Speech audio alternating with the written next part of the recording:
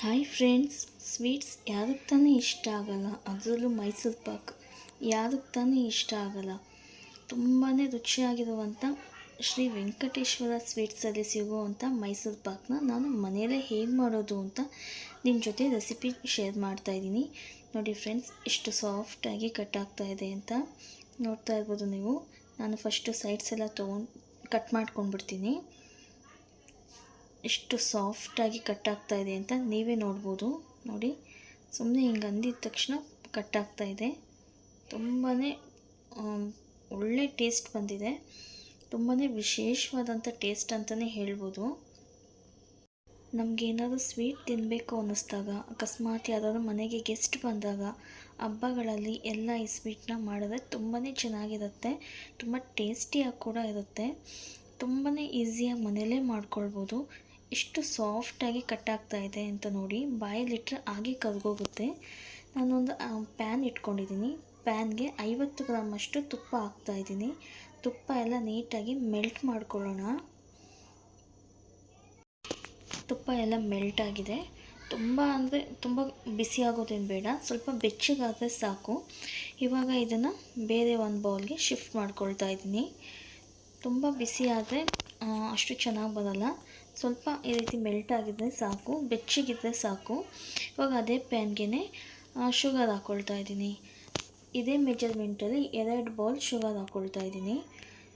ಮತ್ತು ಅದೇ ಬೌಲಲ್ಲಿ 1 ಬೌಲು ನೀರು ಹಾಕ್ಕೊಳ್ತಾ ಇದ್ದೀನಿ.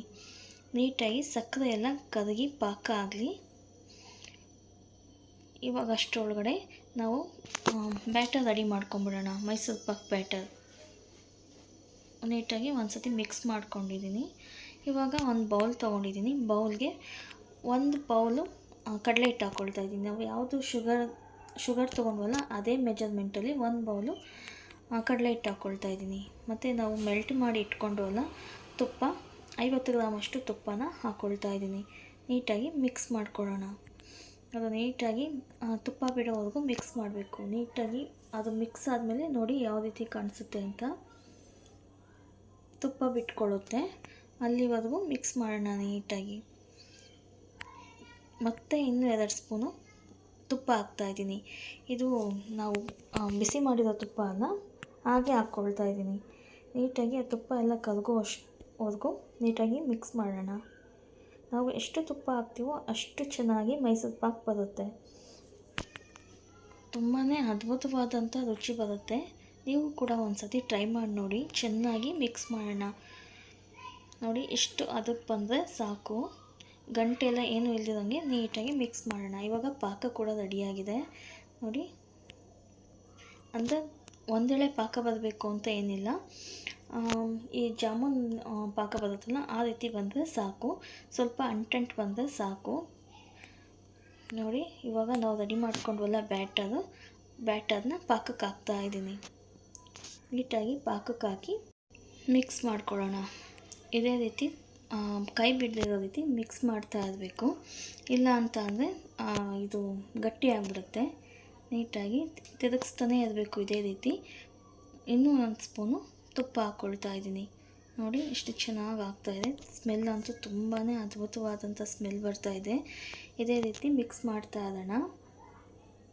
ಇನ್ನೂ 1 ಸ್ಪೂನು ತುಪ್ಪ ಹಾಕ್ಕೊಳ್ತಾ ಇದ್ದೀನಿ. ಮತ್ತು ಎಷ್ಟು ತುಪ್ಪ ಹಾಕ್ತೀವೋ ಮೈಸೂರು ಪಾಕ್ ಅಷ್ಟು ಸಾಫ್ಟಾಗಿ ಬರುತ್ತೆ. ಚೆನ್ನಾಗಿ ಮಿಕ್ಸ್ ಮಾಡ್ತಾ ಇದ್ದೀನಿ. ನೋಡಿ, ಎಷ್ಟು ಚೆನ್ನಾಗಿ ಆಗ್ತಾಯಿದೆ ಅಂತ. ತುಪ್ಪ ಎಲ್ಲ ತೇಲ್ತಾ ಇದೆ, ನೋಡ್ತಾ ಇರ್ಬೋದು ನೀವು. ಮತ್ತೆ 1 ಸ್ಪೂನು ತುಪ್ಪ ಸೇರಿಸ್ಕೊಳ್ತಾ ಇದ್ದೀನಿ. ಸ್ವಲ್ಪ ಗಟ್ಟಿ ಆಗ್ತಾ ಇದ್ದಂಗೆ ಒಂದೊಂದು ಸ್ಪೂನು ತುಪ್ಪ ಸೇರಿಸ್ತಾ ಇರಬೇಕು. ನಿಮಗೆ ಗೊತ್ತಾಗುತ್ತೆ ಅದು. ಇವಾಗ ಮೈಸೂರು ಪಾಕ್ ಅದಕ್ಕೆ ಬಂದಾಗ ನಿಮಗೆ ಗೊತ್ತಾಗುತ್ತೆ. ಆವಾಗ ಒಂದೊಂದು ಸ್ಪೂನು ತುಪ್ಪ ಸೇರಿಸ್ಕೊಳ್ತಾ ಇರಬೇಕು. ನೋಡಿ, ಇವಾಗ ಗಟ್ಟಿಯಾಗಿದೆ. ಇವಾಗ ಒಂದು ಕೇಕ್ ಮೋಲ್ಡ್ ತೊಗೊಂಡಿದ್ದೀನಿ. ಆ ಕೇಕ್ ಮೋಲ್ಡ್ಗೆ ತುಪ್ಪ ಸವರಿ ಇಟ್ಕೊಂಡಿದ್ದೀನಿ. ಇವಾಗ ರೆಡಿಯಾಗಿದೆ. ಇವಾಗ ಇದನ್ನು 1 ಅವರು ಹಾಗೆ ಬಿಟ್ಬಿಡೋಣ. ನೋಡಿ, ಇವಾಗ ರೆಡಿಯಾಗಿದೆ. ಮೈಸೂರು ಪಾಕ್ ಗಟ್ಟಿಯಾಗಿದೆ. ಕಟ್ ಮಾಡಿ ತೋರಿಸ್ತೀನಿ ನೋಡಿ ನಿಮಗೆ. ನೋಡಿ, ಎಷ್ಟು ಚೆನ್ನಾಗಿ ಬಂದಿದೆ ಅಂತ ನೋಡ್ತಾ ಇರ್ಬೋದು ನೀವು. ತುಂಬಾ ಸಾಫ್ಟಾಗಿ ತುಂಬಾ ಚೆನ್ನಾಗಿ ಬಂದಿದೆ.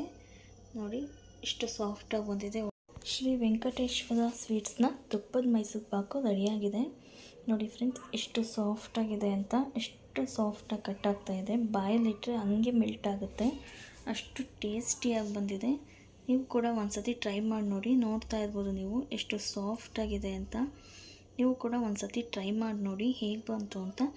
ದಯವಿಟ್ಟು ನನಗೆ ಕಮೆಂಟ್ಸಲ್ಲಿ ತಿಳಿಸಿ, ಮತ್ತು ನನ್ನ ಚಾನಲ್ಗೂ ಕೂಡ ಸಬ್ಸ್ಕ್ರೈಬ್ ಮಾಡಿ ಫ್ರೆಂಡ್ಸ್. ಓಕೆ ಫ್ರೆಂಡ್ಸ್, ಬೇರೆ ರೆಸಿಪಿ ಜೊತೆ ಮತ್ತೆ ಸಿಗ್ತೀನಿ. ಬಾಯ್.